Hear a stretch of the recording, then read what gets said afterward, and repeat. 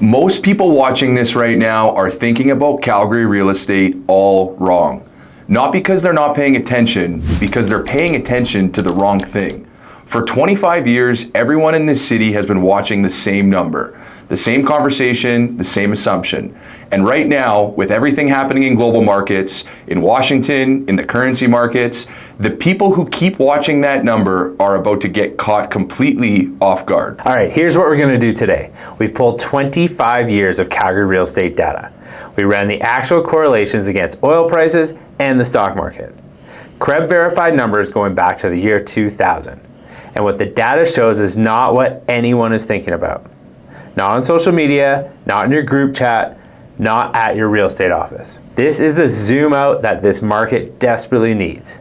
And by the end of this video, you're gonna understand something about Calgary real estate that most realtors in the city genuinely don't. If you're thinking about making a move, whether you already own something here and you want to upgrade, or you're sitting on equity somewhere else in the country watching this market, what we're about to show you changes the math entirely. So stay with us, and if you love this content and you want to know more about Alberta real estate and investments, make sure you like and subscribe. All right, so let's go all the way back to the year 2000, Calgary real estate. The average home was about $176,000. Nobody's writing think pieces about this. So nobody's losing sleep. It's just a normal market doing normal things. Low interest rates, stable oil, prices creeping up year over year. Kind of boring, gradual, everything's fine. That's cycle one, 2000 to around 2005. We've got steady appreciation, nothing dramatic. The market is behaving exactly the way you'd expect a healthy oil-adjacent economy to behave. And then something shifts. Now we're in the year 2006. Oil punches through $66 a barrel and keeps climbing. The oil sands are booming. Alberta can't even hire people fast enough. They're flying workers in from every province in the country. And Calgary real estate, it goes absolutely sideways. And I'll be upfront, I was 10 years old in 2006. My market analysis at the time was figuring out whose parents weren't home on the weekend. But talk to anyone who was actually in this industry back then, and homes were selling in hours. Multiple offers on everything, a 38% increase in one single year. And that's not a typo, 38% in 12 months. This is what they call the super cycle. And then 2008 happens. Oil crashes, global financial crisis, credit freezes, and Calgary takes a significant hit, which at the time felt like proof. It confirmed everything the market had always believed, that Calgary runs on oil and oil alone. Full stop, end of conversation. Then 2010 to 2014, oil recovers, another boom, and Calgary climbs back to new highs. Oil leads, real estate follows, and the narrative holds perfectly. You could literally set your watch to it. And then the lost half decade, 2015 to 2020. Oil slumps, pipeline delays, 5 years of almost nothing. Some segments declined. If you bought in 2014, you watched your equity sit there completely flat for years, especially if you bought a condo. And that 5-year grind is why so many Calgary homeowners still carry this deep, quiet anxiety about this market. That period left a psychological scar that a lot of people haven't shaken. And then 2021 happens. And everything we thought we understood about this market stops being true.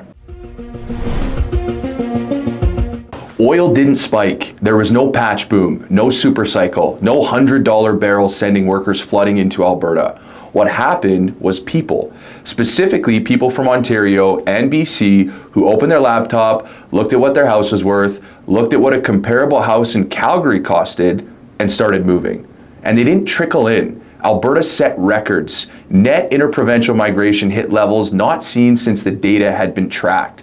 Tens of thousands of people a year making the move, and the majority of them weren't coming with nothing. They were coming with equity, cashed out from Toronto and Vancouver markets that had been running at multiples of what Calgary was asking. So you plot Calgary home prices against oil prices from 2021 to today, and the line just disconnects. Oil has been sitting relatively flat. Calgary prices ran up significantly, and the thing that was supposed to drive this market didn't move, but the market did. So if it's not oil, what's actually running our market? Stay with us, because the answer's sitting in the data, and it changes everything about how you should be watching our market right now. Okay, so we ran the correlation between Calgary home prices and two variables over the last 25 years, oil prices and the TSX. The oil correlation over the full 25-year period was 0.38, which is meaningful. It's real, and it explains the supercycle and the 2008 correction perfectly. The TSX correlation over the same period is 0.71, which is nearly twice as strong. The stock market has been tracking Calgary home prices more closely than oil has for 2.5 decades. 2.5 decades. The TSX, the Toronto Stock Exchange, the proxy for portfolio wealth in this country, it has correlated with Calgary home prices at 0.71 versus oil's 0.38 over the full data set. And when you narrow it to just the last 4 years, the migration era from 2021 to 2025, it gets even more striking. The correlation between Calgary home prices and oil during that period, 0.02. Zero. Statistically zero. Oil had essentially no measurable relationship with Calgary home prices during the entire migration boom. None. And the TSX correlation during the same period, still 0.69, and still very much present, still very much the driver. So let's think about who's actually been buying in the market for the last 4 years. So someone in Toronto sells their house, pockets $300,000 or $400,000 in equity, lands in Calgary and buys something significantly better. That's not oil money, it's TSX money. It's portfolio wealth, real estate equity, compounding returns being cashed out there and redeployed to this market. And for the people who already own in Calgary, the same mechanism applies. When your portfolio is up, your confidence is up. Your move-up timeline gets pulled forward. When it drops, people pause. The wealth effect is real, and right now, it's running this market more than the price of a barrel of oil. Which means, and I want this to land properly, if you have been watching West Texas crude prices to understand this market, you have been watching the wrong number for years. And right now, the number you should be watching is somewhere else entirely. All right, here's where you need to slow down. Because if the TSX is now the primary driver of Calgary real estate, and the data does say it is, then you need to understand what is threatening the TSX right now.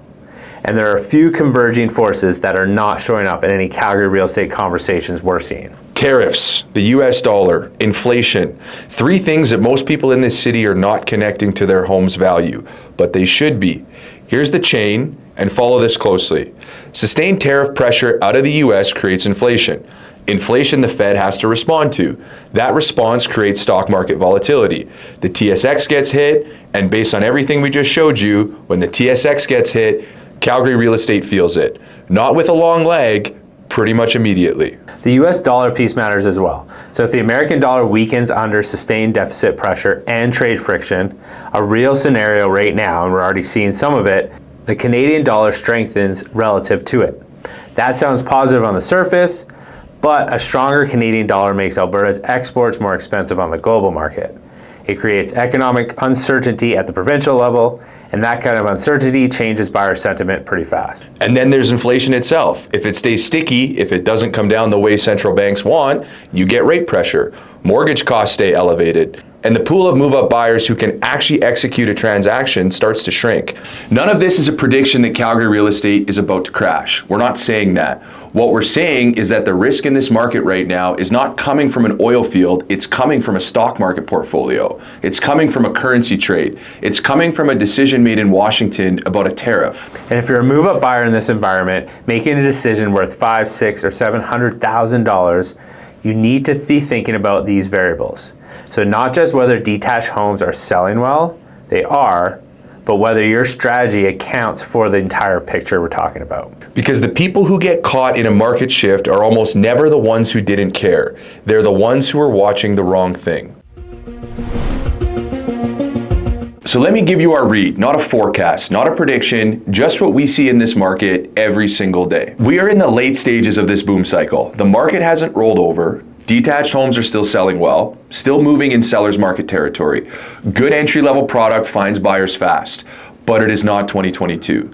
The frenzy is behind us. Most segments have found a more balanced place, and that's actually healthy. The migration tailwind is also real. Alberta is still dramatically more affordable than Ontario and BC on a price-to-income basis. That doesn't disappear overnight.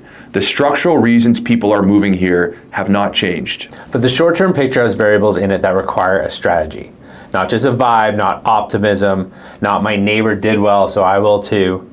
You need a real strategy built around where we are in the cycle right now. Long term, Calgary is still the play.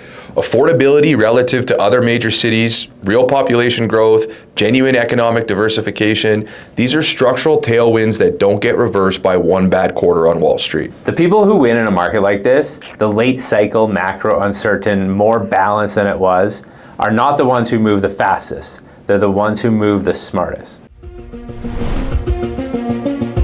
If you're watching this saying, well, oil is through $100 a barrel right now, the war in the Middle East has no sign of ending, Alberta is going to be booming again, you have to rethink that. The amount of people required to run oil sands developments right now is a fraction of what it was 10 or 15 years ago. Most of the dump trucks up there and other equipment are run by computers these days.